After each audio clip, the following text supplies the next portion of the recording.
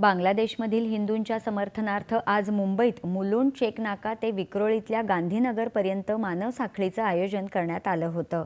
भाजपाचे आमदार मिहिर कोटेचा यांच्या नेतृत्वाखाली या उपक्रमाचं आयोजन करण्यात आलं होतं। मानव साखळी करून भारत माता की जयचा जयघोष करण्यात येत होता। या मानव साखळीत युवा वर्गासह ज्येष्ठ नागरिकही सहभागी झाले होते।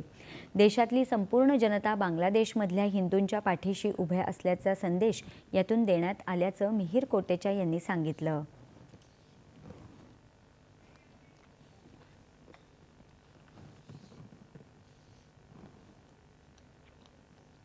मुलुंडचा महाराणा प्रताप चौक पासून